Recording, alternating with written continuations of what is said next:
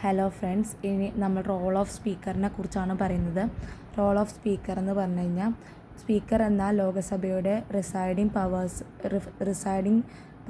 ഓഫീസറാണ്. സ്റ്റേറ്റിലെ legislative assembly സ്പീക്കറുണ്ട്. സ്പീക്കർ ഒരു കോൺസ്റ്റിറ്റ്യൂഷണൽ ഓഫീസാണ്.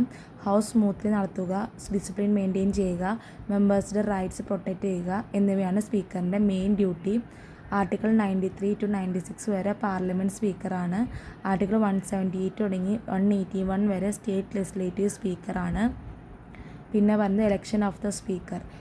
സ്പീക്കറിനെ ലോകസഭ മെമ്പേഴ്സ് തന്നെ എലക്ട് ചെയ്യും. സിമ്പിൾ മെജോറിറ്റി വേണം. യൂഷ്വലി റൂളിംഗ് പാർട്ടി മെമ്പർ ആയിരിക്കണം. PM അല്ലെങ്കിൽ parliamentary affairs minister candidate propose ചെയ്യും. ലോകസഭ ആയാലും പുതിയ സ്പീക്കർ വരുന്നത് വേറെ ഓഫീസിൽ തുടരും. റിമൂവൽ ഓഫ് സ്പീക്കർ എന്ന് പറഞ്ഞാൽ സ്പീക്കറിൻ്റെ ടേം ഹൗസിൻ്റെ ടേം പോലെയാണ്. Normally 5 years. ഡെപ്യൂട്ടി സ്പീക്കർക്ക് റിസൈനേഷൻ കൊടുക്കാം. ഹൗസ് റെസൊല്യൂഷൻ വഴി റിമൂവ് ചെയ്യും. Representation of the people act 1951 പ്രകാരം ഡിസ്ക്വാളിഫിക്കേഷൻ വന്നാലും റിമൂവ് ചെയ്യാം. പിന്നെ പറയുന്നതാണ് powers and functions of speaker.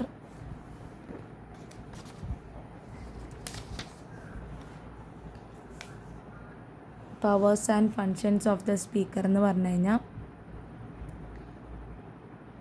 House meeting പ്രിസൈഡ് ചെയ്യും, ഡിസിപ്ലിൻ മെയിൻറ്റെയിൻ ചെയ്യും, പിന്നെ മെമ്പേഴ്സിൻ്റെ റൈറ്റ്സ് പ്രൊട്ടക്റ്റ് ചെയ്യുന്നു, ആര് സംസാരിക്കുന്നത് ഡിസൈഡ് ചെയ്യുന്നു, വോട്ട് ഈക്വലായി കാസ്റ്റിംഗ് വോട്ട് യൂസ് ചെയ്യുന്നു, കോറം ഇല്ലെങ്കിൽ ഹൗസ് അഡ്ജേൺ ചെയ്യുന്നു, അജണ്ട ഡിസൈഡ് ചെയ്യുന്നു, റൂൾസ് ഇൻറ്ററപ്റ്റ് ചെയ്യുന്നു, അൺറൂളി മെമ്പേഴ്സിനെ പണിഷ് ചെയ്യുന്നു, ആൻഡ് ഡിഫെക്ഷൻ കേസിൽ ഡിസിഷൻ എടുക്കുന്നു, no confidence censure adjourning motion allow ചെയ്യുന്നു, ജോയിൻറ്റ് സിറ്റിംഗ് പ്രിസൈഡ് ചെയ്യുന്നു, മണി ബില്ലാണോ എന്ന് സർട്ടിഫൈ ചെയ്യുന്നു, സ്പീക്കറാണെന്ന ഡിസിഷൻ ഫൈനൽ ആക്കുന്നു, ലീഡർ ഓഫ് ഓപ്പോസിഷൻ റെക്കഗ്നൈസ് ചെയ്യുന്നു, പാർലമെൻ്ററി കമ്മിറ്റീസ് സൂപ്പർവൈസ് ചെയ്യുന്നു.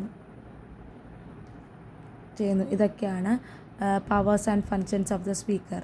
അഡ്മിനിസ്ട്രേറ്റീവ് റോൾ എന്ന് പറഞ്ഞു കഴിഞ്ഞാൽ, ലോകസഭ സെക്രട്ടേറിയറ്റിൻ്റെ ഹെഡാണ്. സ്റ്റാഫും സെക്യൂരിറ്റിയും കൺട്രോളും ചെയ്യും. ഹൗസിൽ ചേഞ്ചസ് പെർമിഷൻ സ്പീക്കർ കൊടുക്കും. ഹൗസിൽ ഡിസിഷൻ പുറത്ത് കമ്മ്യൂണിക്കേറ്റ് ചെയ്യും. പിന്നെ പ്രൊസീഡിങ്സ് എങ്ങനെ പബ്ലിഷ് ചെയ്യണമെന്ന് ഡിസൈഡ് ചെയ്യും.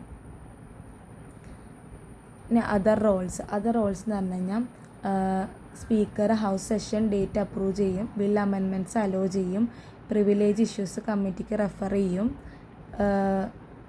പിന്നെ ഹൗസ് ഡിസിഷൻ അനൗൺസ് ചെയ്യും, ഓബിയൂട്ടറി റെഫറൻസ് ആൻഡ് വാലിഡേറ്ററി സ്പീച്ചും നടത്തും.